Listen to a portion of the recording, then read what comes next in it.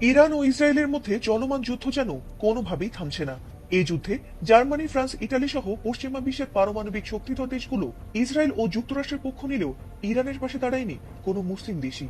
Iran তার মিসাইলের আঘাতে এখনো পর্যন্ত এই যুদ্ধে যুক্তরাষ্ট্র ও ইসরায়েলকে কোনো ধরনের ছাড় দিচ্ছে না।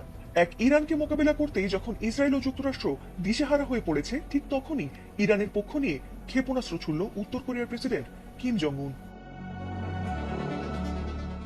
ইসরায়েল ইরানে হামলা করার পর কোনো মুসলিম দেশ প্রতিক্রিয়া না দেখালেও তেহরানের পাশে দাঁড়ানোর ঘোষণা দিয়েছিলেন উত্তর কোরিয়ার প্রেসিডেন্ট কিম জং উন। আমেরিকার শত্রু দেশ ইরানের সঙ্গে অনেক আগে থেকেই বেশ ভালো বন্ধুত্ব রয়েছে কিম জং উনের। আর ইরানের ওপর হঠাৎ ট্রাম্প নেতানিয়াহুর যৌথ বিমান হামলা মোটেই সহজভাবে নেননি উত্তর কোরিয়ার এই শক্তিশালী নেতা। ইরানে ইসরায়েলের হামলার পর সবার ক্ষেপণাস্ত্র ধেয়ে আসছে তেহরানে, আছড়ে পড়ছে সামরিক ও বেসামরিক স্থাপনায়। ইরানের যুক্তরাষ্ট্র ও ইসরায়েলের আগ্রাসনের চতুর্থ দিন। সর্বশেষ দেশটির তেহরান, শিল্পনগরী ইস্পাহান, দক্ষিণাঞ্চলের বুসেহার ও কারমেন প্রদেশে হামলা হয়। ক্ষতিগ্রস্ত সামরিক ও বেসামরিক সহ সাংস্কৃতিক স্থাপনা ও জাতিসংঘের ইউনেস্কো স্বীকৃত গোলেস্তান প্রাসাদও। দুই দফা হামলা হয়েছে তেহরানের পারমাণবিক কর্মসূচি কেন্দ্র নাতানজে।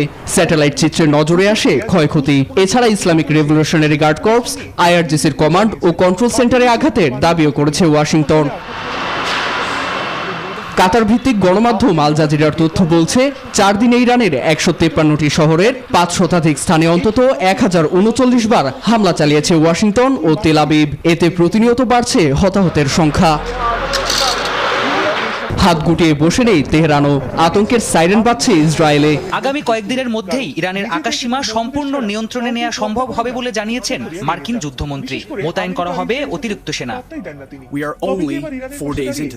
যুদ্ধের মাত্র 4 দিন পেরিয়েছে, এরই মধ্যে পরিস্থিতি বদলাতে শুরু করেছে। আরো বেশি সেনা পাঠানো হচ্ছে, তবে তাড়াহুড়ো করছি না আমরা। কয়েকদিনের মধ্যে আমরা ইরানের আকাশসীমার পূর্ণ নিয়ন্ত্রণ নেব।